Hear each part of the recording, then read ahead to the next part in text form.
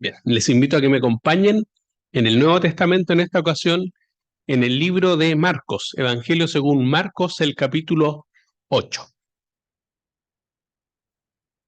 Vamos a pasar al Nuevo Testamento, aun cuando esta es la idea, vamos a seguir examinando el tema que venía tratando el mes anterior, durante agosto, que era esta noción de que Dios se revela de manera más intensa o de manera especial en las alturas, en los montes, en los lugares altos. Y hemos hecho un recorrido en el Antiguo Testamento examinando las experiencias de cómo Dios se revela en montes como el Ararat a Noé, en el monte Moriah a Abraham, en el monte Sinaí y Horeb a Moisés, en el monte Carmelo y en el monte Horeb a Elías. Y ahí hemos descubierto un conjunto de rasgos de Dios, atributos de Él que expresan su identidad de una manera tan, al mismo tiempo tan sensible, pero al mismo tiempo tan explícita, tan poderosa que conmueve nuestro corazón que tengamos un Dios tan multiforme, que no sea un Dios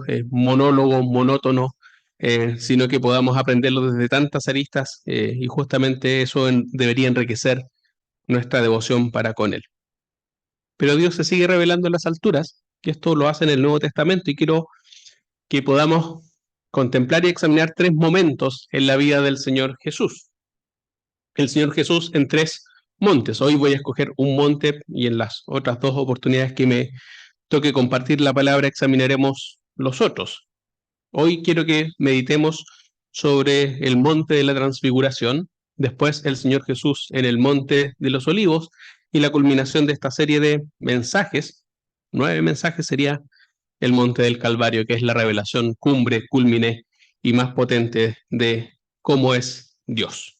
Si uno quisiera saber cómo es Dios, debería concentrar entonces su mirada en el Calvario como la revelación más potente, más poderosa, más tierna y más llena de amor, en la cual uno puede vislumbrar cómo es Él. Y es paradójico que el Señor revele, que el Señor quiera revelarse en los montes cuando Él mismo es la revelación. Esta es una de las paradojas del Nuevo Testamento. El Nuevo Testamento parte con afirmaciones interesantes. En el Evangelio de Juan, por ejemplo, en el capítulo 1, se dice que a Dios nadie le vio jamás. Es decir, nadie puede decir yo veo la cara de Dios y conozco a Dios, pero dice el unigénito Hijo que está en el seno del Padre, Él le ha dado a conocer. Y la palabra Él le ha dado a conocer es muy interesante porque es de donde viene la palabra exégesis o interpretación. ¿Quieres saber quién interpreta de mejor modo a Dios? ¿Quién lo interpreta de manera más clara, más nítida, más coherente? Jesús. Nadie interpreta mejor el corazón de Dios, nadie interpreta mejor los atributos de Dios que Jesús. Eso es lo que dice Juan. Luego, avanzando en el Evangelio de Juan, hay una conversación entre el mismo Señor Jesús y uno de sus discípulos, Felipe, y Felipe le dice, muéstranos al Padre. Y el Señor se sorprende y le dice, tantos años, tanto tiempo llevas conmigo, Felipe, que aún no me conoces. El que me ha visto a mí, ha visto al Padre. Hay una noción de perfecta correspondencia y perfecta compatibilidad entre Dios y el Señor Jesús.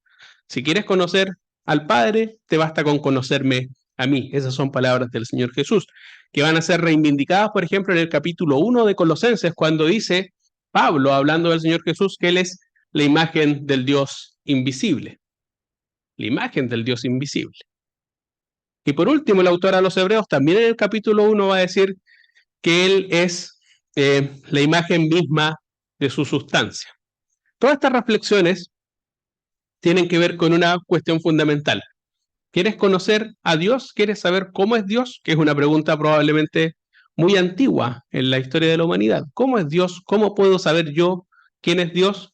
Y la pregunta sistemática y permanente del Nuevo Testamento es, mira a Jesús. No hay otra forma, no hay forma más precisa, más adecuada de conocer cómo es Dios, sino justamente redirigiendo la mirada hacia el Señor Jesús. Cada vez que miramos al Señor Jesús, cada vez que sondeamos en lo profundo de su corazón, se nos revela cómo es exactamente Dios. Porque nadie lo interpreta mejor, va a decir el apóstol Juan. Y en esta ocasión quiero ver cómo el Señor Jesús se va a revelar en un monte. No hay consenso, es el único monte. La lectura que vamos a tener aparece en 3 evangelios. El único evangelio que no lo tiene es el Evangelio de Juan, pero en ninguno de los pasajes paralelos se nos revela cómo se llama el monte. Sería el único de los montes que voy a explicar acá que no tiene nombre.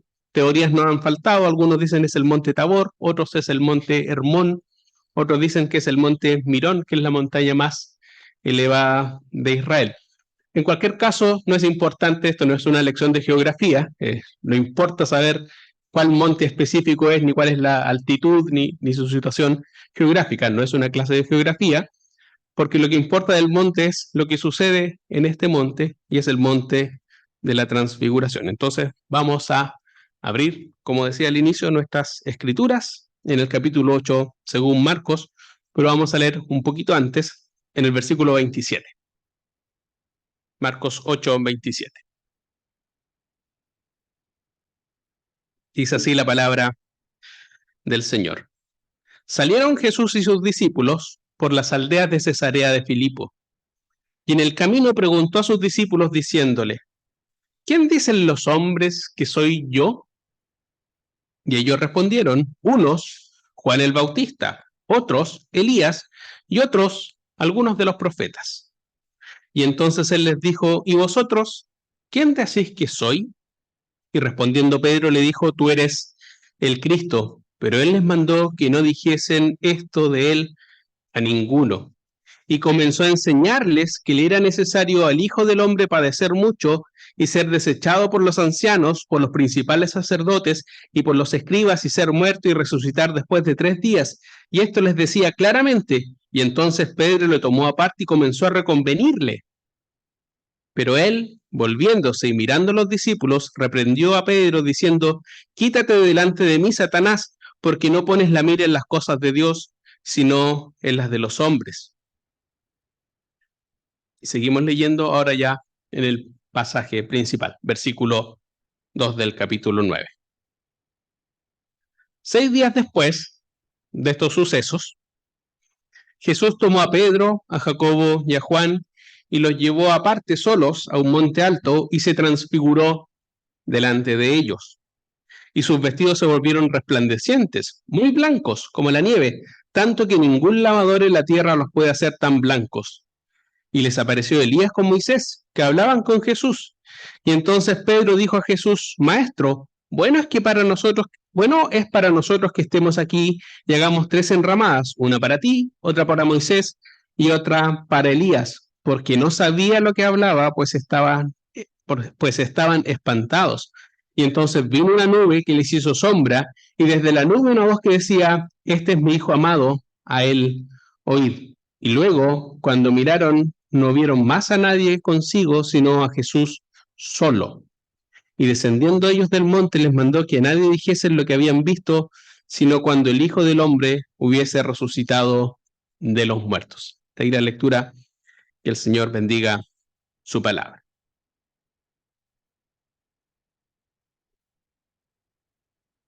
La cuestión clave en el trozo de la lectura que hemos escogido para hoy es la pregunta del Señor. Es una pregunta formulada hace ya 2000 años, pero me parece que sigue siendo tan pertinente y contingente, incluso pasado todo ese tiempo.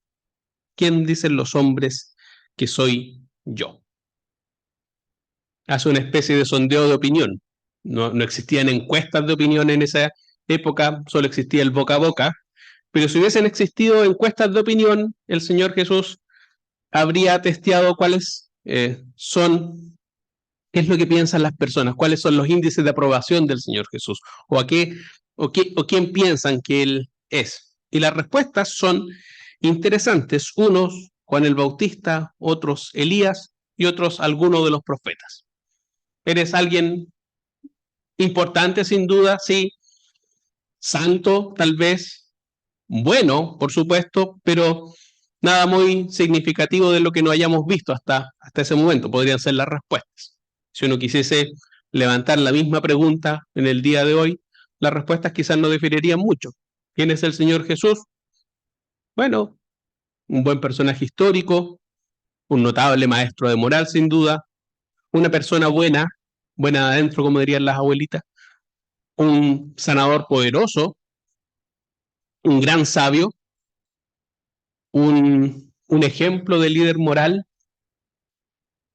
y así podrían seguir un mito tal vez, alguien que nunca existió, y así podrían multiplicarse las respuestas. En cualquier caso, el Señor Jesús en ninguna de esas respuestas sería alguien muy diferente o muy distinto o, o singular o irrepetible o único de lo que ya conoceríamos. Pero el Señor Jesús no se contenta con eso y de alguna manera estrecha más el círculo. Y el Señor Jesús siempre estrecha el círculo. Ya no te pregunta quién cree en las personas que es Jesús, sino que te interroga y te interpela personalmente. Y les pregunta a sus discípulos, ¿quién dicen ustedes que soy yo? De ahí viene la respuesta formidable de Pedro. Tú eres el Cristo, tú eres el Cristo. A nosotros el Cristo tal vez no nos dice nada, pero en la cultura de los judíos dice todo. El Cristo es la versión griega de lo que para los judíos es el Mesías. Eres aquel que va a llevar el plan de redención de Israel hasta las últimas consecuencias. Eres el ungido de Dios. Eres el Mesías. Eso significa ser el Cristo. Eres el líder que va a sacar a Israel del estado de postración en la que se encuentra, que va a liberar a Israel del yugo romano. Eso es lo que piensan las personas que es el Cristo. Pero lo que sigue es muy interesante porque todo el escenario del Monte de la Transfiguración tiene que ver con corregir ciertos errores teológicos que están circulando ahí, que son ideas que tienen las personas sobre Jesús, pero que no son precisas. Probablemente, si tú nunca has leído tu Biblia o la has leído parcialmente o conoces por referencia aislada, estás poblado, tu mente puede estar poblada de ideas o de creencias respecto a Jesús que piensas que son verdaderas, pero que en realidad el Señor Jesús podría decirte, ¿y de dónde sacó esa creencia? ¿Dónde obtuviste esa información? ¿De dónde viene esa idea? Y en realidad la Biblia se encarga de decir, mira, las ideas que tú crees o los prejuicios que tú tienes no son, no, yo no soy quien tú crees que soy. Tal como el Señor Jesús les va a decir, mira, yo no soy un cualquier maestro, yo no soy otro más de los enseñadores de la Biblia, yo soy el Cristo, y bien has dicho, Pedro. La misma idea de que Jesús sea el Cristo tampoco es tan precisa, porque para Pedro, como para la mayoría de los judíos en la época, el hecho que el Señor Jesús sea el Mesías o sea el Cristo, supone que él va a ser un líder político y militar que va a derribar el dominio de los romanos y va a libertar a Israel. Eso es lo que piensan que va a ser el Cristo. Ese es el Mesías, ese es el ungido, un líder victorioso. Pero inmediatamente después de la afirmación de Pedro, viene el versículo 31 y el Señor Jesús corrige esa idea de qué significa ser el Cristo. Y comenzó a enseñarles que era necesario al Hijo del Hombre padecer mucho y ser desechado por los ancianos, por los principales sacerdotes y por los escribas y ser muerto y resucitar al tercer día. Ellos esperaban un líder victorioso, popular. De hecho, no sé si en Semana Santa ustedes han visto la creencia más bien popular católica del Domingo de Ramos y que reproduce cómo las personas recibían al Señor Jesús cuando entró en Jerusalén, un líder victorioso. Pero el Señor Jesús corrige esa creencia errada sobre él. El hecho que él sea el Cristo significa que él va a ser una persona desechada y que va a padecer y que la liberación pasa sobre todo por morir en el Calvario. Ser Cristo significa padecer la muerte. Ser el Mesías supone el encuentro inevitable con la cruz. No tiene nada que ver con un líder victorioso, con un líder político y militar, un general victorioso. Tiene que ver con alguien que carga su cruz para liberarte, no de la opresión romana, sino de la tiranía del diablo, una tiranía mucho peor. Pero este mensaje podría ser, y lo es, y lo fue para los discípulos, desolador. Yo espero que mi maestro triunfe y reine y sin embargo me produce, anuncia que va a morir y por eso Pedro lo irrita. Señor, ¿cómo es posible que tú pienses que este va a ser tu destino? Y el Señor Jesús le dice, quítate delante de mí, porque no pones la mira en las cosas de Dios, sino en la de los hombres. Tú piensas a corto plazo, pero a largo plazo, y esto es el punto, hermanos, y por eso leo el monte de la transfiguración, a largo plazo el destino final del Señor no es la cruz, sino la gloria. Y para corregir eso, para corregir esa creencia de que el final del Señor Jesús es la cruz, cosa que desespera a Pedro, viene la escena del monte de la transfiguración. A la muerte le sigue la gloria. Muerte y crucifixión, padecimiento y gloria, o exaltación y calvario y cruz, no son incompatibles, son profundamente compatibles y uno se sigue de la otra. Y esa es la esperanza cristiana y eso es lo que va a enseñar acá el Señor Jesús en este episodio de la transfiguración. Hay tres cosas que son interesantes en esta revelación portentosa de cómo el Señor Jesús quiere corregir estas creencias erróneas que tienen las personas. Uno, estas creencias erróneas son tres, ya las he dicho, que el Señor Jesús es uno más, o uno entre muchos, o uno incluso entre muchas personas buenas. Dos, que el Señor Jesús es un líder político importante, y ese es el título de Cristo, un líder político importante, pero que no supone la muerte, no supone el Calvario, no supone la cruz. Y tres, que el final de la aventura del Señor Jesús tampoco es la cruz, sino la gloria y su exaltación. Y partimos entonces con el versículo 2. Se lleva al círculo más íntimo, y el círculo más íntimo es interesante porque el Señor Jesús, por supuesto, tiene a los 12, pero dentro de esos 12 hay un grupo más íntimo, tal como uno tiene, sí, muchos buenos conocidos, pero hay un grupo que es particularmente cercano, y ese grupo, Pedro, Juan y Jacobo, los lleva solos a un monte alto. Había señalado al inicio que no se explica y no se explicita cuál es el monte alto, pero ahí se transfigura delante de ellos, se metamorfosea, podría ser la traducción más literal, cambia su apariencia externa. Y cambia su apariencia externa de tal modo, dice, que sus vestidos se volvieron resplandecientes, muy blancos como la nieve, tanto que ningún lavador en la tierra los puede hacer tan blancos. Los otros evangelios, por ejemplo, remarcan la idea de que la apariencia del Señor brilla, destella gloria, y que tiene que ver con eso, que el Señor Jesús en la transfiguración demuestra, sobre todo, que no es uno más. Nadie puede hacer eso si no es Dios mismo.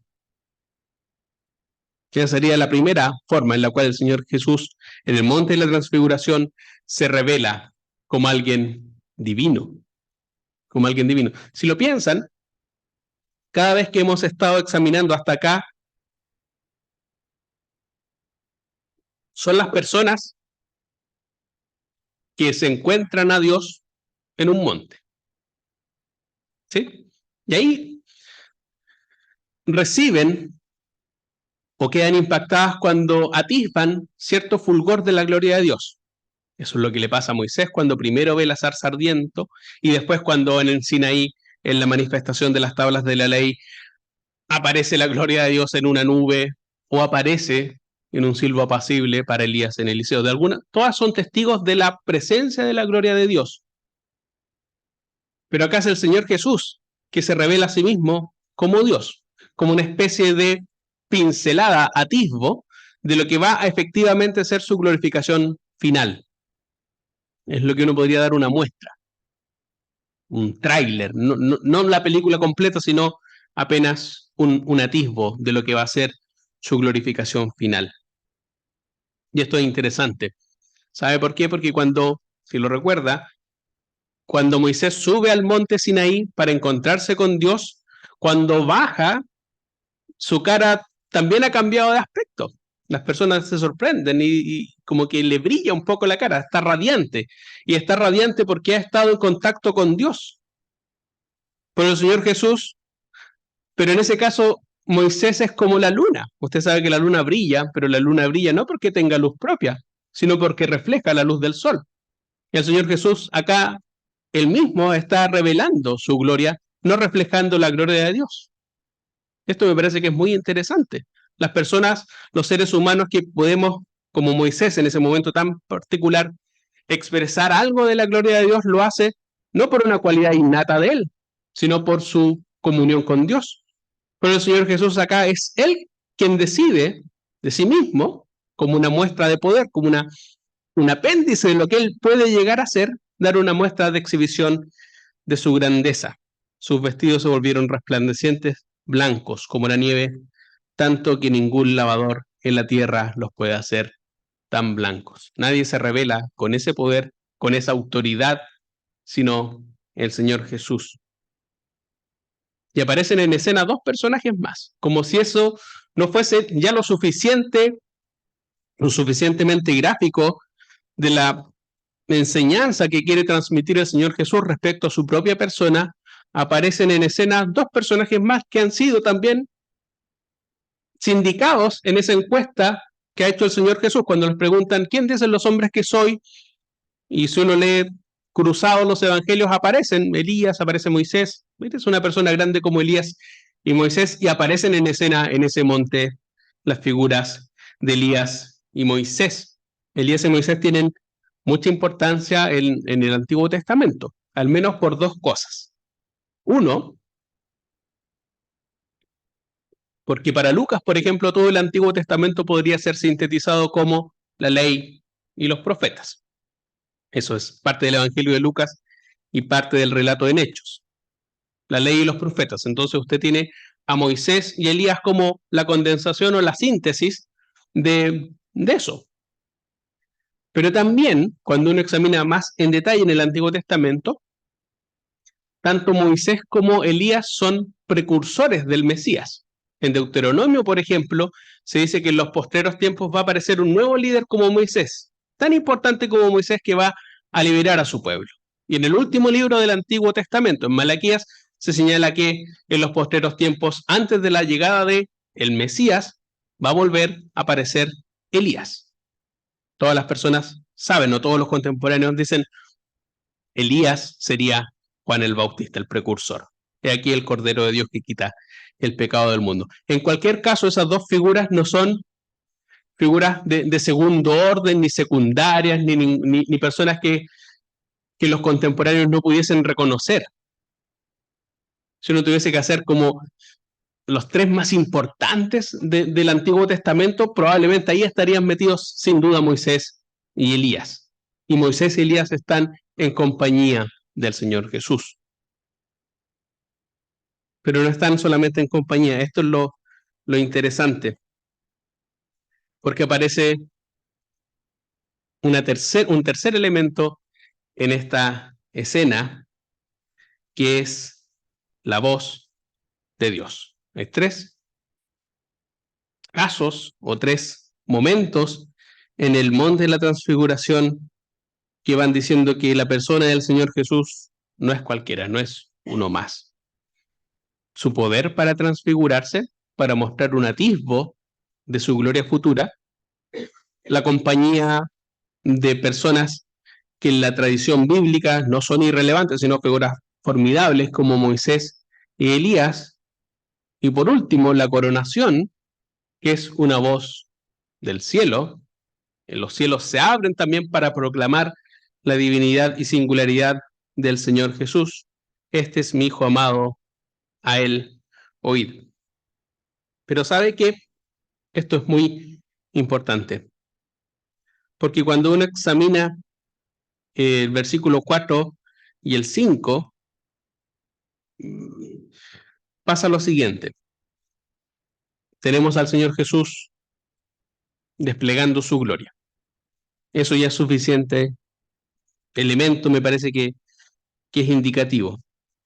Y se les apareció, dice el versículo 4, Elías con Moisés, que hablaban con Jesús. Y entonces Pedro le dijo a Jesús, Maestro, bueno es para nosotros que estemos aquí. Llegamos tres enramadas, una para ti, otra para Moisés y otra para Elías. Y esto es interesante, porque no sabía lo que hablaba, porque estaban espantados. ¿Sabe que en ese momento, cuando Pedro queda impactado y después en la segunda epístola de Pedro, Pedro va a decir, nosotros vimos su gloria, vimos su majestad.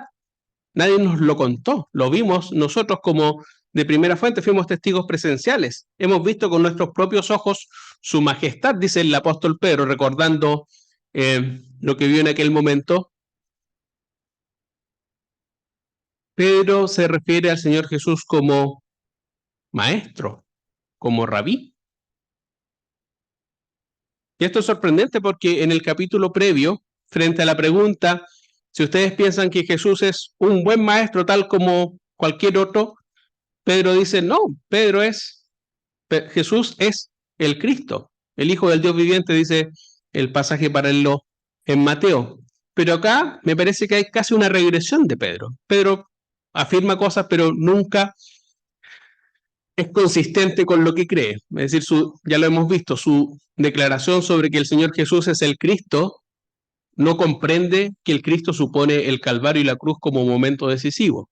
No lo entiende. Lo va a entender después.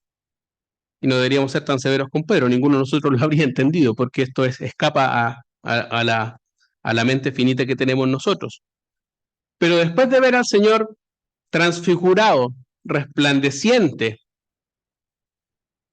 mostrando apenas un atisbo, una fracción pequeña de lo que es su gloria, se dirige a Él no como Señor, no como Cristo, sino como maestro, como rabí. Y la explicación es interesante porque él piensa que podría extender ese momento de tener al Señor Jesús, a Elías y a Moisés haciéndole una carpita a cada uno, un tabernáculo a cada uno. Esa es su expresión. Podríamos alargar este momento tan notable que tenemos, y sin duda es un momento notable. Son contemporáneos por primera vez, comparten tiempo y espacio Moisés, Elías y el Señor Jesús. ¿Por qué no hacemos una enramada, tal como uno diría, una ramada, una fonda, una pequeña fondita, para que se queden acá un ratito más? Y una para el Señor Jesús, y una para Elías, y otra para Moisés. Y me parece que Pedro no tiene conciencia de lo que está diciendo. Pedro no tiene conciencia de lo que está diciendo, y Marcos dice, sencillamente no tiene conciencia porque está espantado. Mateo también dice que los tres cayeron rostro al piso, impactados por lo que estaban viendo. No cualquiera puede ver una teofanía, se llama en el lenguaje teológico eso, una aparición, una expresión visible de Dios. No es algo que uno vea todos los días como, mira, no, es algo que impresiona, impacta, aterroriza. Estar en la presencia de Dios genera temor, no es algo irrelevante, no es algo cotidiano que uno lo vea todos los días y pueda seguir su vida como si nada hubiese pasado, como quien ve un perrito cruzando por la calle. Estar en la presencia de Dios genera temor. Temor por la sensación o el contraste entre nuestra pequeñez y su grandeza, el contraste entre nuestra pecaminosidad y su perfecta santidad. Y Pedro, que no comprende eso porque está aterrorizado, dice, lo que podríamos hacer es prolongar este momento. Tenemos a los tres grandes maestros de la Biblia. Qué fantástico tener a Moisés, a Elías y al Señor Jesús. ¿Y por qué no los tenemos en una situación de igualdad, en un plano de igualdad? Una carpita para cada uno. Y es que incluso esa también es una de las lecciones del monte de la transfiguración. Por más importante que sea Moisés, la ley, por más importante que sean los profetas, Jesús no es uno más que ellos, no es igual a ellos. Eso a nosotros pues, nos puede parecer obvio o evidente, pero en realidad para los contemporáneos no era tan obvio. Todo el Evangelio de Juan tiene que ver exactamente con eso, con que los fariseos se niegan sistemáticamente a reconocer que Jesús es Dios porque ellos deciden creer en Moisés. Y el Señor Jesús sistemáticamente les dice, si les creyeran a Moisés y a los profetas, creerían en mí, porque de mí habló Moisés. La religión judía está fundada en cierta deificación, en volver a Moisés objeto de culto y de adoración, en lugar de escoger al Señor Jesús. El libro de los Hebreos es mucho más explícito. En la teología del libro de los Hebreos, que está al final del Nuevo Testamento, uno de los propósitos de él es decir, el Señor Jesús es superior a los ángeles, el Señor Jesús es superior a Moisés, el Señor Jesús es superior a Aarón, a cualquier persona que se te ocurra que pueda ser considerada como un modelo de piedad, un modelo de santidad. El Señor Jesús está por sobre él, no está al mismo nivel, no está en el mismo sitio. A nosotros, y nosotros deberíamos repetirnos eso. Eso era tan importante para el mundo judío pensar que el Señor Jesús era uno más importante. No está diciendo, sí, un rabí de un pueblo periférico, de una sinagoga de poca monta. Está al nivel de Elías, está al nivel de Moisés, pero sigue siendo uno más. Y lo que hace el Señor Jesús es decir, no, lo que se revela en el monte de la transfiguración es que el Señor Jesús no es uno más, por más importante que sea el intento de aparejamiento. Por más que pienses que el Señor Jesús está al nivel de, no sé, de Buda, de Mahoma, del mejor, del más calificado filósofo, del mejor maestro de moral y que por lo tanto no rebaja ninguna dignidad al Señor Jesús, el Señor Jesús no es eso, está por sobre eso. Y es tan interesante que aparece entonces el versículo 7 y aparece la voz de Dios para corregir esa idea errónea de Pedro. Pedro piensa, el Señor Jesús es importante, es nuestro maestro, es un rabí, y podemos darle el lugar de dignidad que tiene en conjunto, en correspondencia, como si fuese un triunvirato de grandes personas notables de la religión hebrea, hasta que le aparece la voz del cielo para corregir esta creencia. Y entonces vino en nube que le hizo sombra, y desde la nube una voz que decía, este es mi hijo, a él oíd. Y luego, cuando miraron, no vieron a más nadie consigo, sino a Jesús solo. Jesús solo. A él oíd. Esta es la revelación final que va ascendiendo. El Señor Jesús despliega un atisbo de su gloria futura para decir que Él es divino, que Él no es solamente humano, Él es también divino. Corrige la creencia, esta voz del cielo, que no es la primera vez que el cielo se abre para proclamar la divinidad del Señor Jesús, ya aparece en el bautismo. En el bautismo el cielo se abre para decir, este es mi Hijo amado en quien tengo toda complacencia. Pero acá el cielo se abre para proclamar no solamente lo mismo, este es mi Hijo amado, en Mateo dice, en quien tengo complacencia, pero en los tres evangelios, Marcos, Lucas y Mateo, se enfocan en la última frase, que solo es exclusiva de esta porción, que es a él oíd. A él oíd. Tú no puedes pretender escuchar a Moisés o a Elías y desoír la voz del Señor. Si el Señor Jesús no es cualquier persona, no es uno más, es el verdadero Hijo amado, entonces a él hay que oír. El problema de los contemporáneos es que oían a Moisés, es que oían a los profetas y ni siquiera lo escuchaban. Ese va a ser el discurso de Esteban en Hechos. Va a decir, mira, ustedes, incluso que se jactan de ser discípulos y seguidores de Moisés, ni siquiera a Moisés le hacían caso, ni a ninguno de los profetas. A él oír tiene que ver con tres cosas, sugiero yo.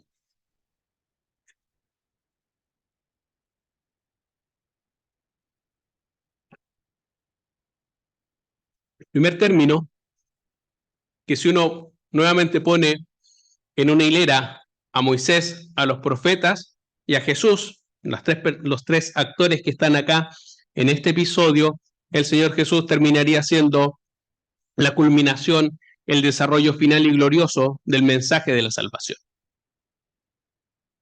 Eso teológicamente es cierto.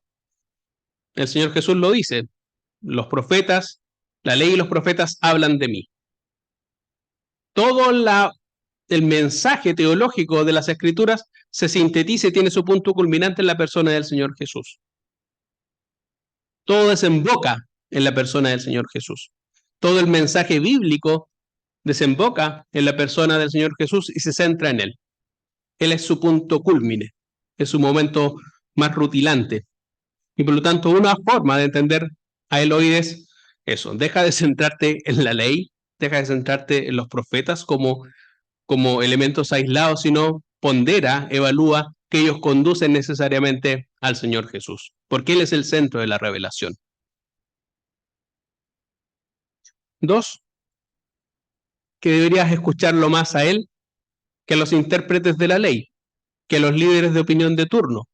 Aquellos que te dicen, sí, el Señor Jesús, bueno, es como uno de los profetas, es Juan el Bautista, es un buen maestro. Por eso partí con esa pregunta del Señor Jesús. ¿Quién dicen tú que sois? Los hombres, ¿quién dicen que soy?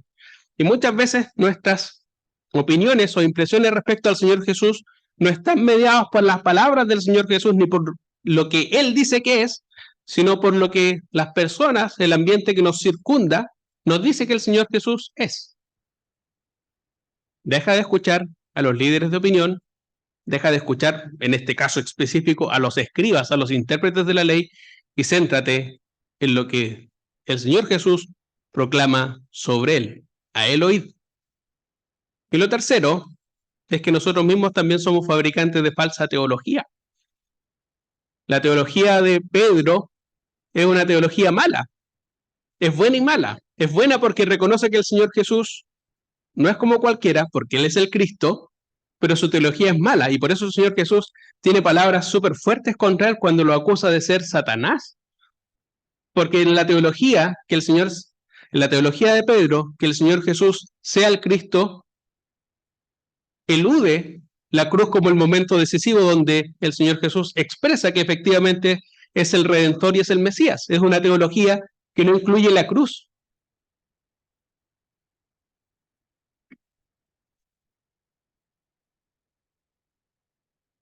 En realidad, probablemente nosotros fabricamos al Señor Jesús muchas veces como los peores de los idólatras, a nuestra imagen y semejanza. Y le hacemos decir a Él las cosas que nos gustaría que Él dijese, donde sospechosamente Dios está de acuerdo con cada una de las cosas que yo hago, creo y pienso. Dios nunca me contradice. Si esa es tu imagen de Dios, probablemente te estás escuchando a ti mismo, a ti misma, y no se estás escuchando al Señor Jesús. Hay un conjunto de voces que pueden distorsionar lo que tú crees sobre el Señor Jesús, lo que tú piensas que es correcto y adecuado sobre la pregunta fundamental con la que iniciamos la lectura de las Escrituras en esta tarde. ¿Quién soy yo? ¿Quién soy yo? Pregunta el Señor. Y nadie responde mejor esa pregunta que Él mismo. No la responden ni las corrientes de opinión, ni siquiera los líderes religiosos que parece que son los que más saben, y ni siquiera tú mismo tienes la última palabra. Porque tú puedes estar sesgado y fabricarte un Dios a tu imagen y semejanza, que es una especie de proyección de tus propios intereses. Y la voz del cielo dice, este es mi Hijo amado, en quien tengo toda complacencia, a Él oír. Y una vez que proclamas eso, desaparecen Elías y Moisés. Desaparecen Elías y Moisés. Y queda el Señor en el centro. Solo Él. Con el mandato de escucharlo, solo a Él. Yo creo que la enseñanza del monte de la transfiguración es esa. El Señor Jesús es único. Y es único en el sentido más profundo del término. No es otro mensajero más que habla en nombre de Dios. No es otra buena persona más que nos enseña sobre cómo ser un mejor ciudadano e individuo en el mundo. El Señor Jesús no es eso. El Señor Jesús es la imagen del Dios invisible. Es el Salvador de tu alma. Es el Mesías, es el ungido por Dios, pero para salvar tu alma de la condenación eterna. Para hacer algo que nadie va a hacer por ti. para hacer lo que ni Moisés ni Elías fueron capaces ni podían ser capaces de hacer. Ni yo soy capaz de hacer, ni la persona más sabia del mundo es capaz de hacer. Salvar tu alma. Salvar tu alma afrontando y pagando el precio que nadie más puede pagar por ti. Por eso el Mesías y el Cristo tienen que enfrentarse en la cruz. Pero en la cruz, el Señor Jesús parece que es la derrota. Esa va a ser la lección final, pero en realidad no es la derrota. La muerte no es el final, no es el final. El Señor Jesús anuncia que después de la muerte hay resurrección, y después de la resurrección hay gloria. Y su gloria acá es un anticipo de cómo le vamos a ver a Él. Ya no insultado, injuriado y vilipendiado en la cruz por hombres pecadores, sino coronado de gloria y de honra, habitando en luz inaccesible. Lo que tenemos en el monte de la transfiguración, hermanos, hermanos, amigas y amigos, es apenas un atisbo, como por ver por una mirilla de ventana por un segundo lo que el Señor Jesús va a hacer en el futuro. Y eso debería bastar para retemplar nuestra fe. El final de la historia no es la muerte, no es la muerte, no es la tumba. Esa tumba está vacía y el Señor Jesús no está en una tumba en las afueras de Jerusalén. El Señor Jesús está sentado en luz inaccesible, anhelando estar con nosotros. El monte de la transfiguración nos enseña todas estas cosas. Y si el Señor Jesús, la historia del Señor Jesús termina así, es justamente porque no es uno más, porque no es como Moisés, porque no es como Elías, no es como Juan el Bautista, no es como ninguna persona buena que aparezca en la Biblia. No hay nadie como el Señor Jesús. Él es único, es irrepetible, es único en el más profundo sentido del término, porque no hay nadie como Él, ni va a haber nadie como Él. Yo creo que esa sería la lección del monte de la transfiguración. Monte que no tiene título, no sabemos cuál es el monte, pero creo que la enseñanza sí es clara. Así que el Señor bendiga su palabra y oremos para terminar.